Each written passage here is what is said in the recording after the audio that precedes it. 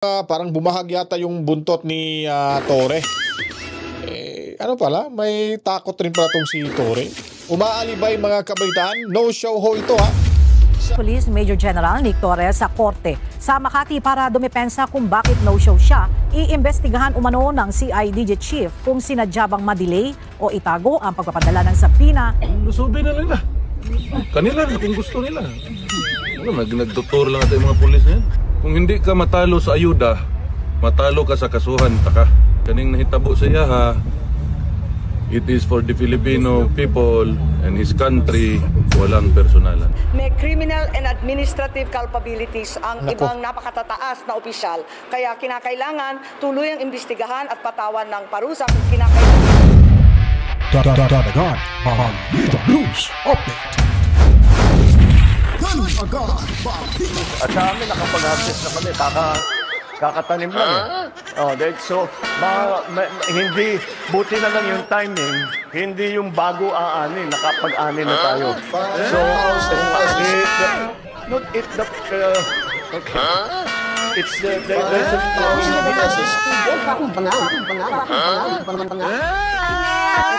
Meldinario, sama-sama tayo, babago mo.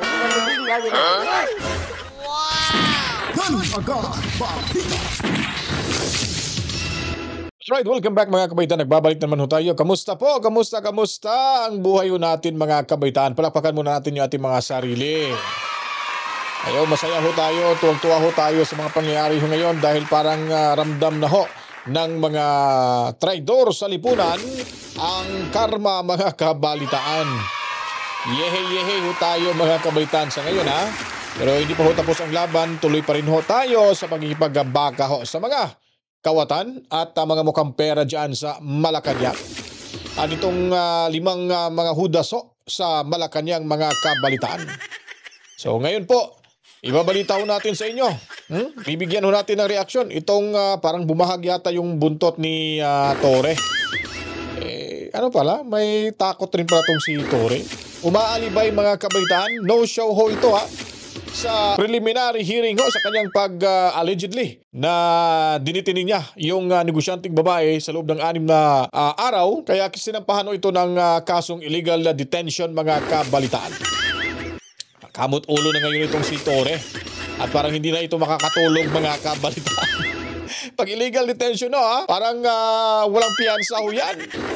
Yun po yung nakakatakot dyan mga kabalitan. Pero bago pa po ang lahat, atin muna pasalamatan lahat ng mga Pilipino sa lupal ng ating mundo, Luzon, Visayas at Mindanao. Matsalam ho sa inyong lahat. At bago natin ipapakita sa inyo itong si Diwata, ay update muna ho tayo dyan sa The Hague, Netherlands mga kabalitan.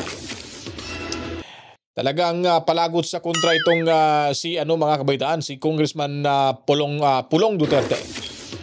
Sabi niya na sanay na daw siya sa kasuhan. Kung hindi ka daw matalo sa vote buying, matatalo ka kung kakasuhan mga kabalitaan.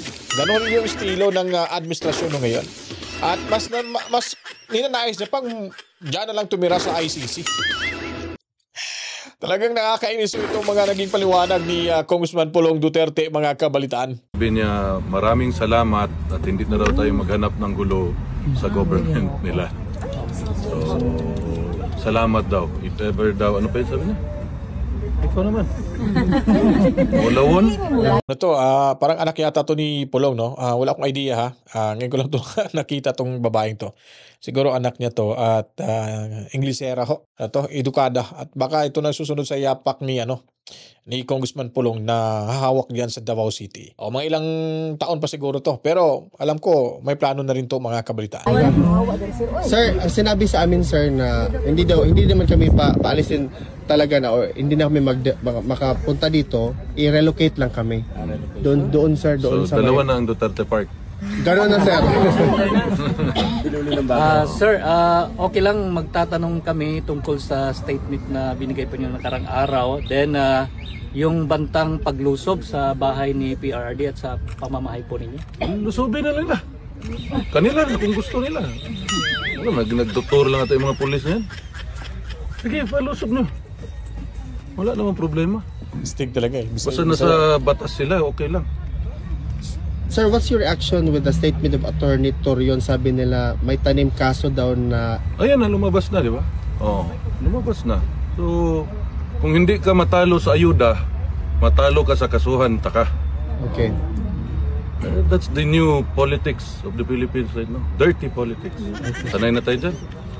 Sir, also the Filipino people wants to know, alam naman natin sir na si Attorney Kaufman sinasabi niya na the former president is in good spirits. Yes, totoo naman. At saka masaya siya. Sila nagkwentuhan sila matagal. How is he? Nagmamasahe ako eh. Okay. Sir, how is he, ma'am? How's your Lolo? Actually physically? He's okay. He's actually like really healthy. Whenever we talk about you guys being here, he's really happy to know about it, and he also wants to express his thanks to everyone here right now. Yeah, Hindi mag-English, no? Thank you.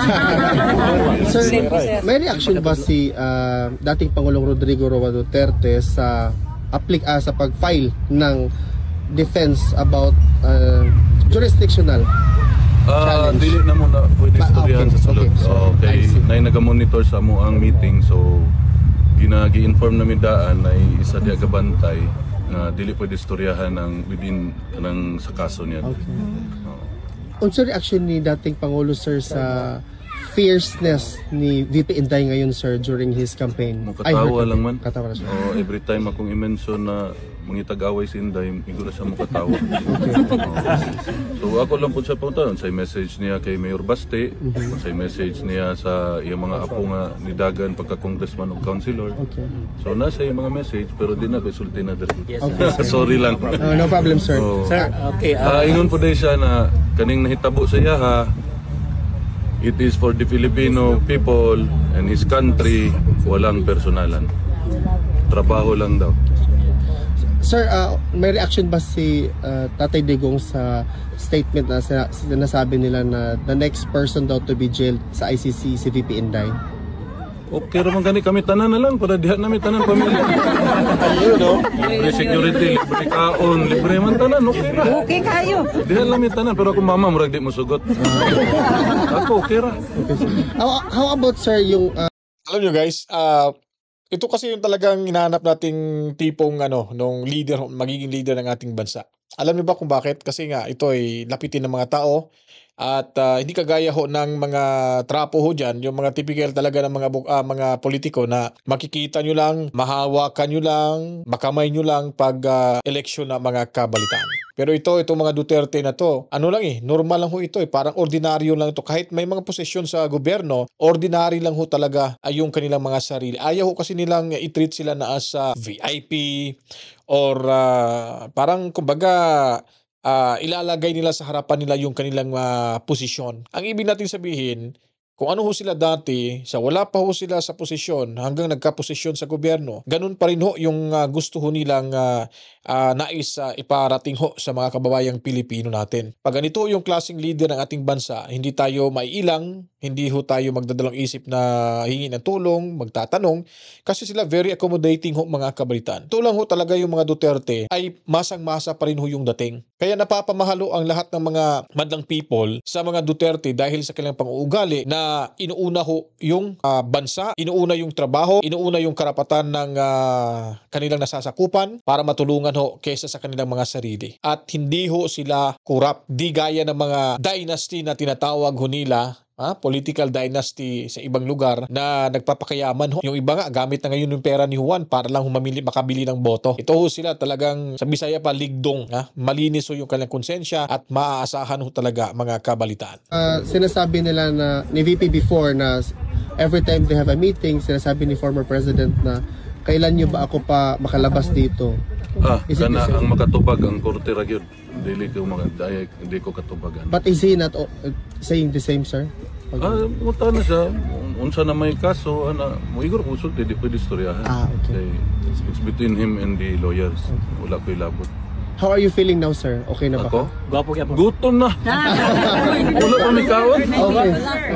Ay ko, additional kasi sa survey karon sa Davao, Building ako, kay gikasuhan naman. Dili. 90% ang imuhang rating tapos ang kalaban 4%. Gikasuhan naman, mo pantay na 50-50 na. Believe sa ko. Tulo ka bulan ng investigasyon.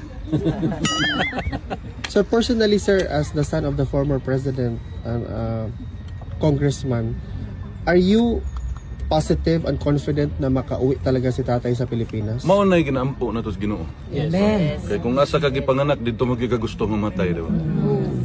So maunay among ginaampo sa Ginoo nga unta makauli. Sir, do you have a reaction na nag-file na daw ng case si Senator Amy Marcos as a result of the Senate inquiry? No comment. Okay, thank you, sir. So alam niyo po, di ba, makikita niyo yung ano talaga yung personality ho ng mga Duterte. Kung ano ho si Tatay Digong, komedyante, straight to the point, ayaw na po yung paligoy-ligoy, kailangan diretso ho tayo sa anong mga pangailangan natin, anong sasabihin natin.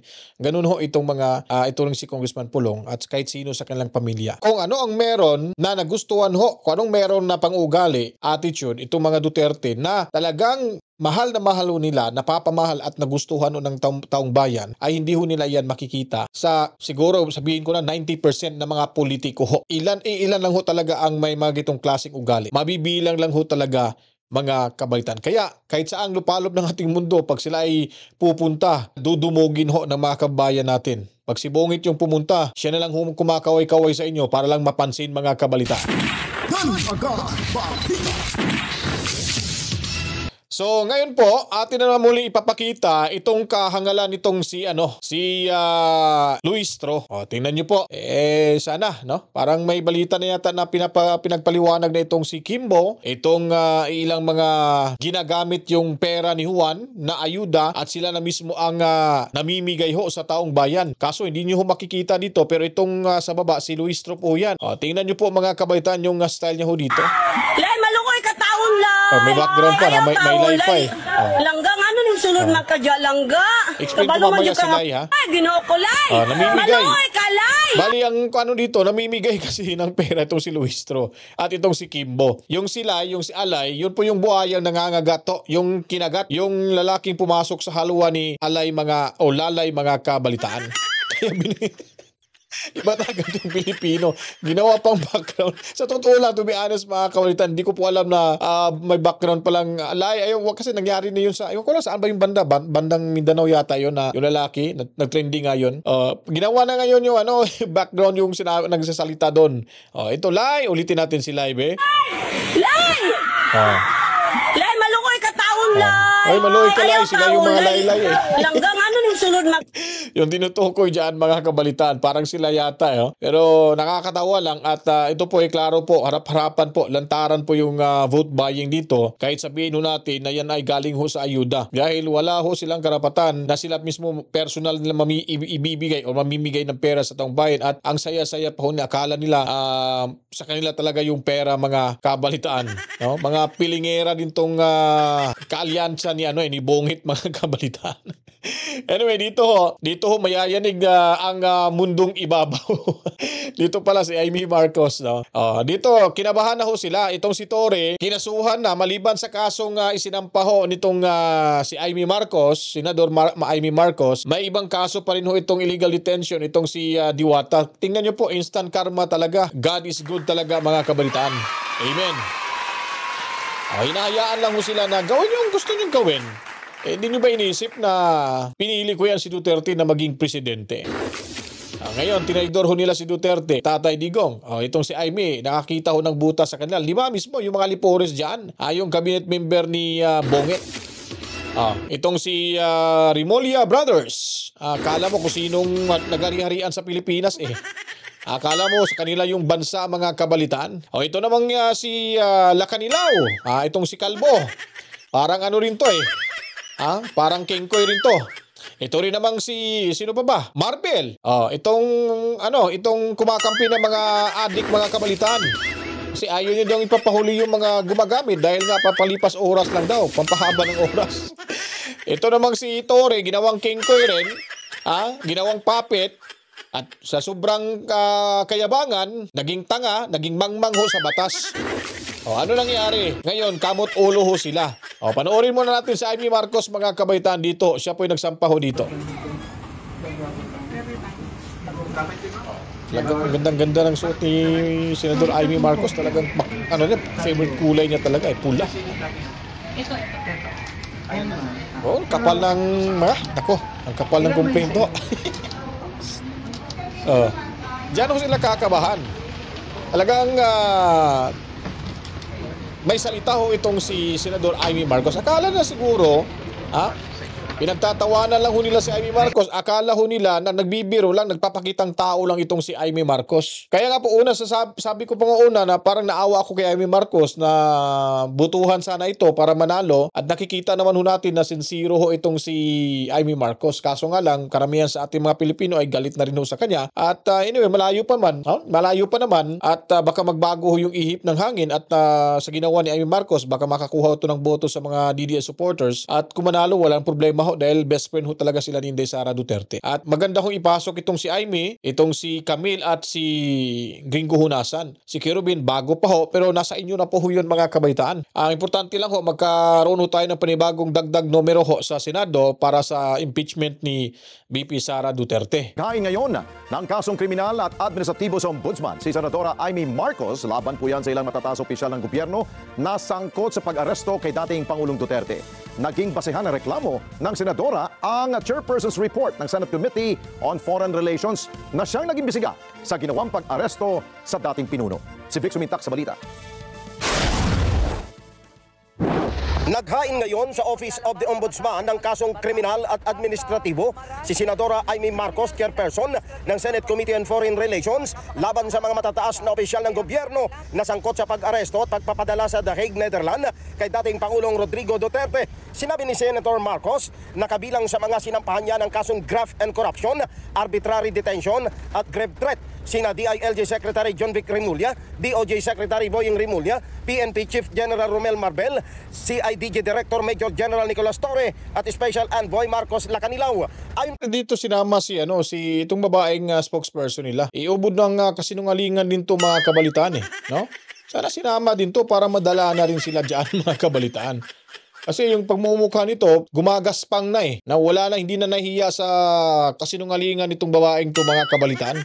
Nakakawala ho talaga ng respeto.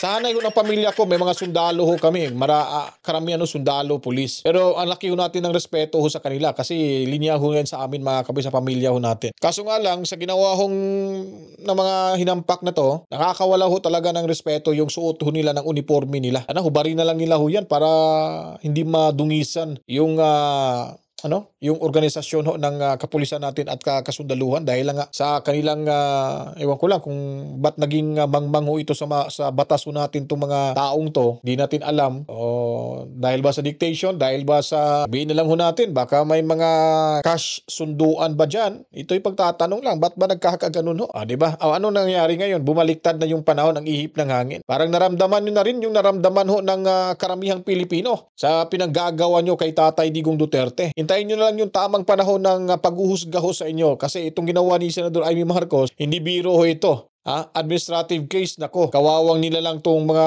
taong to. Magre-retiro na kaya tong si Marbel. Ito namang si Diwata, ambisyoso, gusto niya rin maging hepe ng kapulisan. Nako po. Kung yun po ang iniisip po nila, huwag nyo nang isipin ho yun kasi yung kasong ito talagang gugulong ho talaga at magkakaroon ho ng hustisya pabor ho sa mga Duterte. Kaya hintay-hintay lang ho kayo, Mag-enjoy muna kayo, mag-inuman muna kayo dyan. At huwag nyo sayangin yung reward na natatanggap nyo mula sa Malacanang dahil kayo ay nagtagumpay sa katrayduran nyo kay Tatay Digong Duterte. Kay Marcos, pinagbatayan ng kanyang reklamo sa Ombudsman ang Chairman's Report ng Senate Committee on Foreign Relations na nag-imbestiga sa ginawang pag-aresto kay dating Pangulong Duterte. Natuklasan ng komite ang paglalabag sa batas, sa saligang batas at marahil may criminal and administrative culpabilities ang ibang napakatataas na opisyal. Kaya kinakailangan tuluyang imbestigahan at patawan ng parusa kung kinakailangan itong mga opisyal na ito.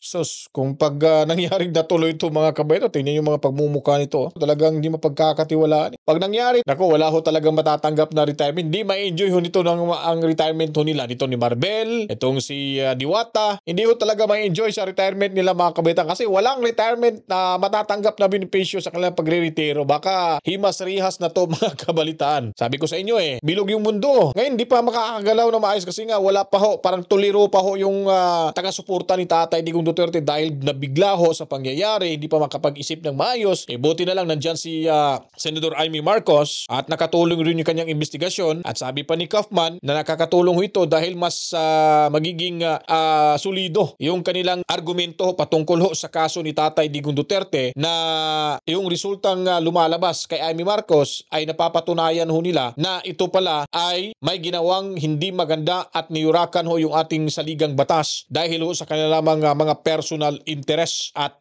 kasabutan mga kabaitaan. Nagpahayag ng tiwalang senadora sa ombudsman na mapapanagot ang mga respondent para mabigyan ng hustisya ang pag-aresto at pagpapadala sa International Criminal Court kay dating Pangulong Duterte. Yun po ang posibilidad na mangyari. Mangyayari ho talaga yan mga kabaitaan dahil alam naman ho natin na ang ginawa ho nila ay pang-traidor ho at hindi ho paggalang kahit sa edad na lang ni Tatay Digong Duterte. May batas naman ho tayo, may korte naman ho tayo. Gumugulong naman ho yung ating justice system mga kabalitaan. Hindi na binigyan ng respeto yung ating hukuman ng mga kabalitaan.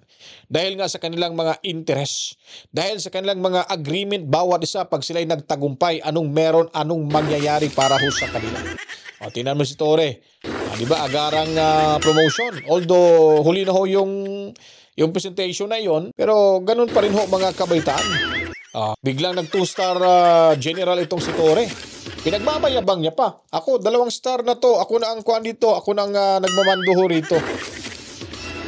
Hindi pa naman para sa akin, hindi pa naman bagay magsuot ng uniforming pulis yun na may 2 star mga kabalitaan. Dahil tingin ko parang PO2 pa rin ho yun mga kabalitaan. Kasi yung ugali nga, diba?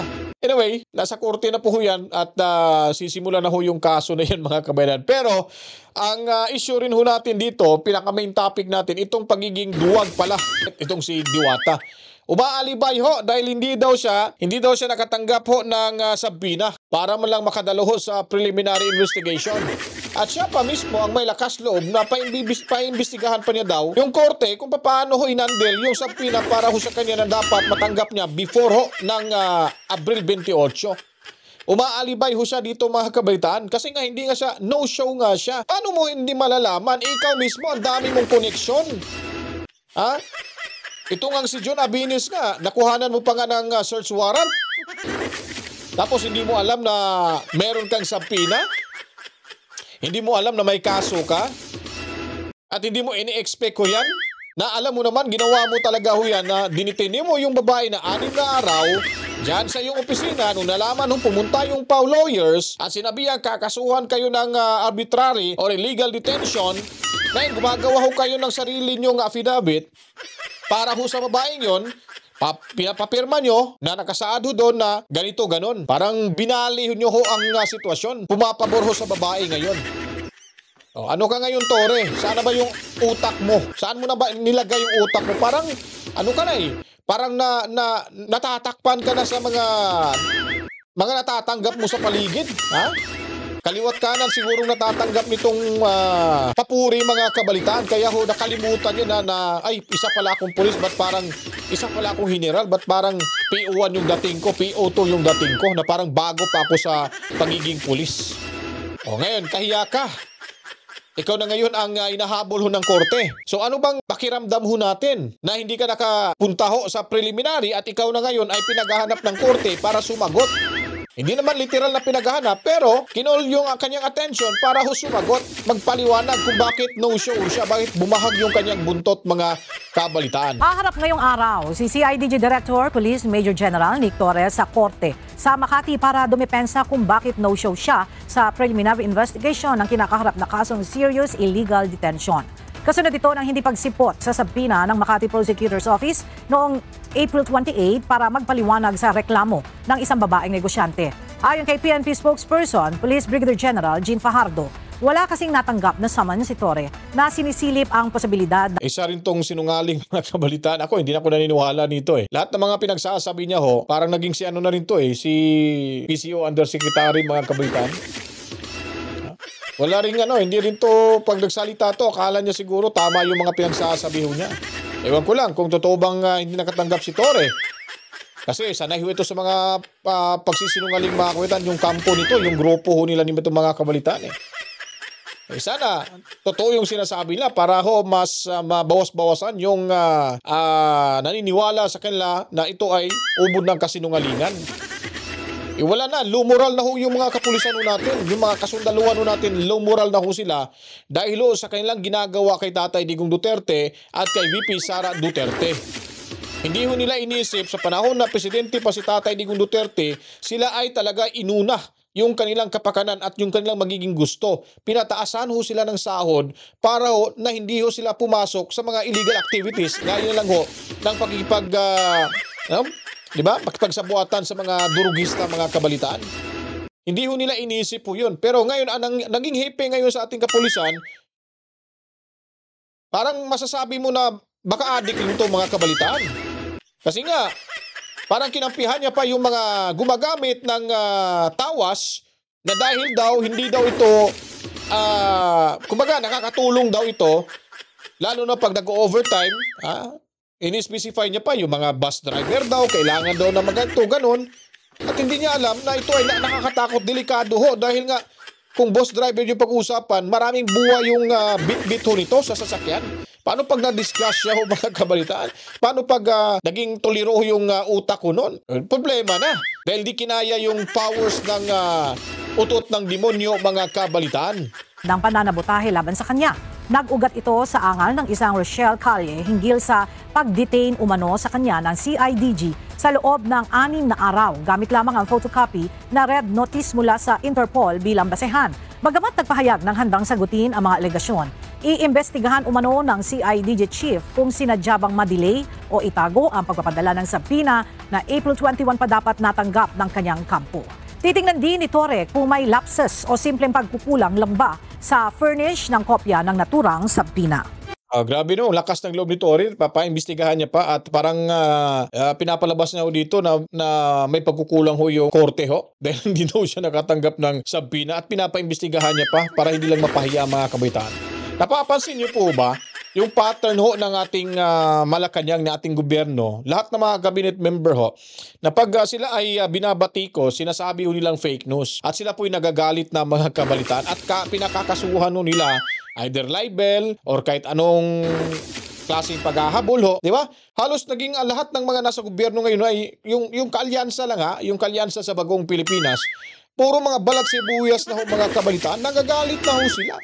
Well, in fact, mas maganda nga sana na marami hong nag-criticize sa kanila para at least mga kabalitaan mabago at mas ma-improve pa yung kanilang mga performance mga kabalitaan. Di po ba? Malaking credit ho yan, tulong ho yan sa kanila. Kasi pag ganyan ho, parang nagbubuhat na ho kayo ng sarili nyong bangko na hindi ho kayo nagkakamali. Too good to be true na ho kayo niyan pag hindi kayo naniniwala sa mga nag-criticize sa inyo. Although hindi naman ho tayo, we're just only an instrument. We're not perfect in this world mga kabaitaan. Pero kailangan ho nating matuto sa ibang bagay at sa ibang tao sa pamamagitan ho ng pag-criticize sa kanila at opinion ho ng mga nag-criticize sa kanila. Gaya na lang sa atin, naman tayong mga vloggers, mga news anchor. Di po ba? Sila nagagalit to. Tama nga yung sinabi ni Banatbay, sa panahon ni Tatay Digong Duterte, yung Presidential Communication Office mga kabaitaan, ang ginagawa po ni Secretary Martin Andanar, pag may lumalabas ho ng fake news laban ho sa ating Pangulong Duterte, hindi ho nila hinahabol yung mga taong yun, yung mga individual na ho yun.